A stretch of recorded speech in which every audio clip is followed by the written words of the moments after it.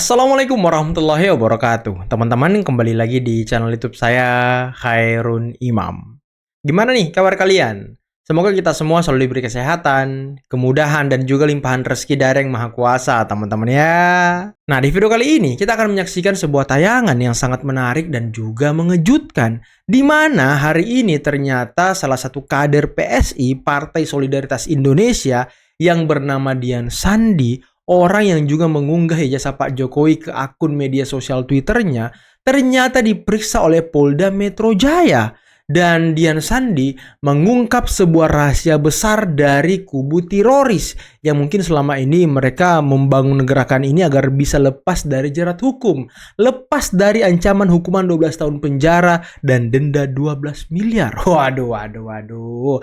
Kira-kira apa gerakan rahasianya ya? Nanti kita simak videonya. Selain itu, saya juga punya tayangan di mana salah satu tersangka klaster kedua kasus ijazah Pak Jokowi yang bernama Tifa ternyata hari ini juga menjadi saksi ahli di sidang CLS Surakarta Solo. Dan ini juga mengenai ijazah Pak Jokowi. Tapi sayangnya, kuasa hukum Pak Jokowi menolak mentah-mentah kehadiran ahli ini yang juga statusnya sebagai tersangka, teman-teman. Tapi ya, ini sangat luar biasa. Tifa tetap memberikan kesaksiannya, dan ketika ditanyai mengenai disiplin ilmunya oleh kuasa hukum Pak Jokowi, Tifa malah menjawab kalau dia punya ilmu yang sangat luas, multi. Waduh. Oke, sebelum kita mulai jangan lupa like, subscribe, dan share. Dan tanpa perlu berlama-lama lagi, mari kita mulai videonya berikut ini. Itu kalau saya diundang sebagai ahli untuk bicara dalam dua ilmu saya, itu jumlahnya mungkin tak terhitung. Terhitung. Karena saya ini sudah menjadi peneliti sejak sekitar 25 tahun yang lalu. Ngeri kali. Jurnal-jurnal Anda mana? Ilmu saya.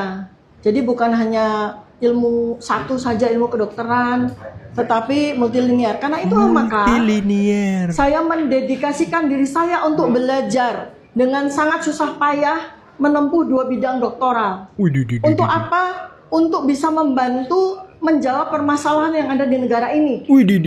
Semua sepenuhnya dengan dana pribadi. Untuk apa? Untuk mendedikasikan diri saya, menyumbangsikan ilmu saya, termasuk bagaimana kemudian saya selama 3 tahun ini, di luar dari penelitian-penelitian saya yang lain, saya menggunakan ilmu epidemiologi perilaku saya menggunakan ilmu neuroscience behavior saya untuk bisa menjawab permasalahan yang sudah terjadi selama 11 tahun ini. Kalau ilmu goib gimana, Tifa? Ilmu penerawangan, nah gimana tuh? Dipakai juga nggak ilmunya? Kita butuh bocoran juga nih. Gimana nih ilmu goibnya nih? Ada nggak? Baik, begini. Sekarang pengacara Pak Jokowi, Saudara Firmanto Rifai sudah sampaikan bahwa Pak Jokowi pasti akan hadir dan siap menghadapi 1000 pertanyaan dari Rismon dan Solo kawan-kawan. aja nggak pernah hadir, sekalipun nggak pernah hadir. Rakyat menilai lah, rakyat bisa mengerti. Pak Jokowi itu sudah pasti rakyat bisa menilai. Membawa ijazah, memvalidasi ijazahnya di depan. Rakyat kau mana, Roy? Kebanyakan. Baik. Bohongnya kebanyakan. Nggak mungkin. Bohongnya katanya kebanyakan. Ngaca kau. Sampai ke pengadilan. Oke. Kalau kita ingin mencari kebenaran material, Pak Jokowi bilang forum saya ingin ada forum membuktikan ijazah. Oke, kita pegang di situ. Oke, kita pegang di situ. Oke, dinamika ini masih kita akan cermati bersama-sama, Bang Rasman. Terima kasih sudah bergabung, Mas Roy. Oke, waktu kita sudah habis. Sorry. Ya, nggak usah. Oke. Oke, terima kasih, Bang Rasman. Terima kasih. Mungkin ini saya melihat ada desakan, baik itu yang sidang CLS maupun dari beberapa konferensi pers yang meminta bahwa harus saya yang ditahan, harus saya yang ditahan, harus saya yang ditahan.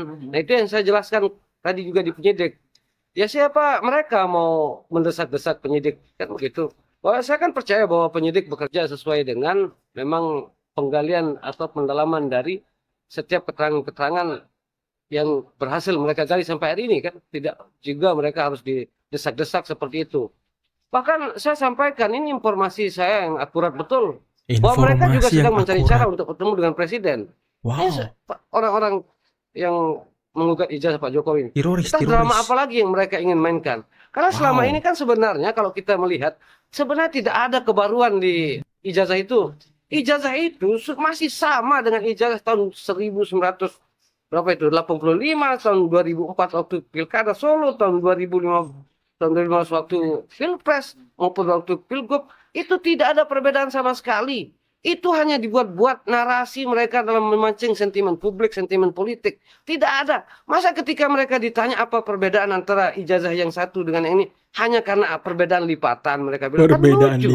24 Februari 2026 saya di yang pakai baret. untuk Widih, menjadi ngeri ahli kali. ya untuk sidang citizen lawsuit ini ya.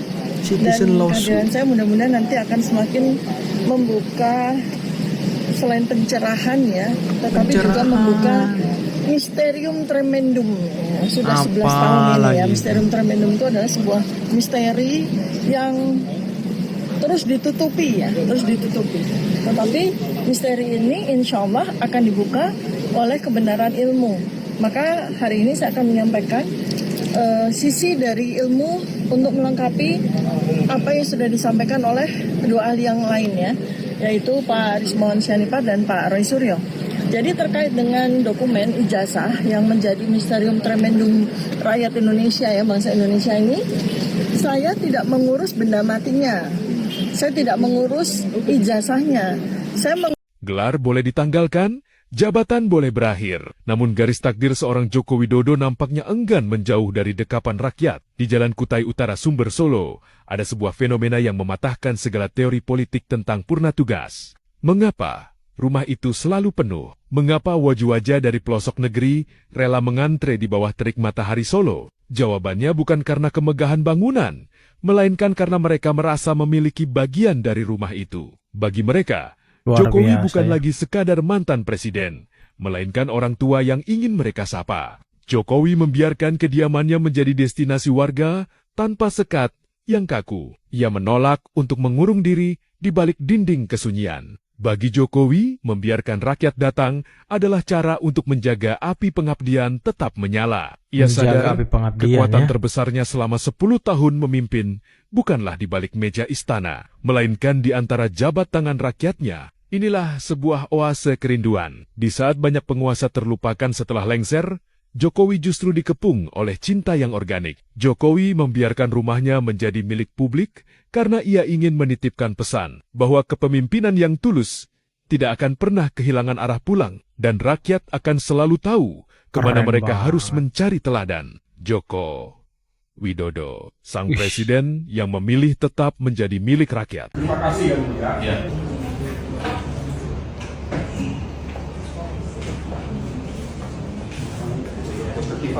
Oh, sama Bonatua ya, dia jadi saksi ahli tadi ya.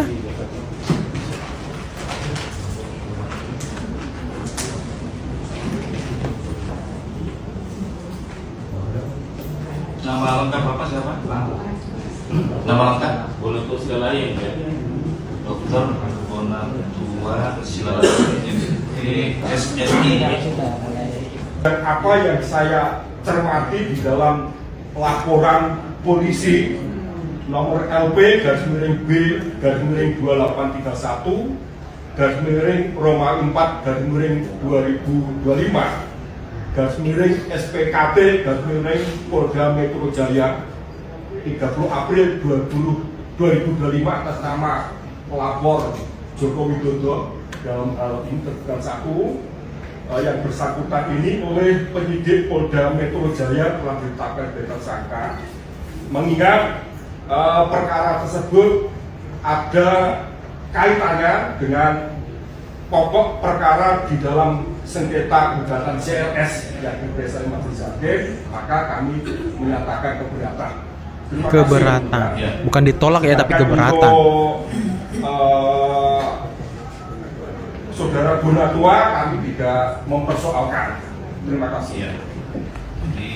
Bonatua aman berarti ya. Karena Bonatua objektif, teman-teman. Keren Bonatua nih walaupun ya. Larismon ini kan dosen di UNRAM. Ada sedikit irisan ke Dia Roy. kemudian mendapatkan beasiswa ke Jepang itu kan S2 dan S3-nya aktif sebagai dosen di UNRAM.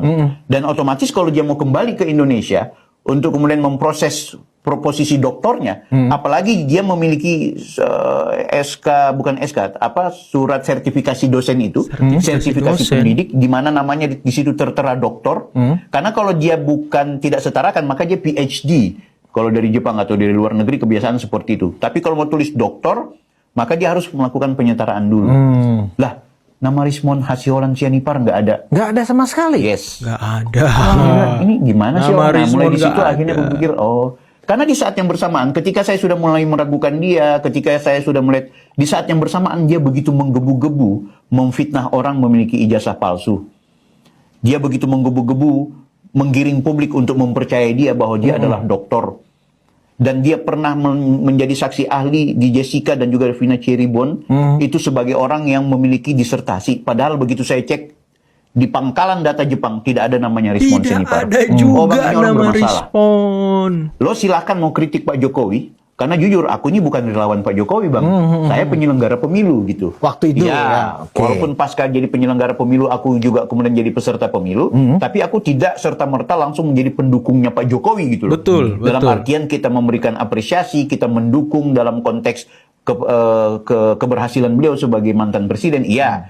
Tapi untuk menjadi katanya relawan, langsung menjadi orang yang seperti teman-teman yang hari inilah, yang termul-termul itu, aku nggak sampai segitu, karena berarti waktu itu Bill belum termul ya. Waduh.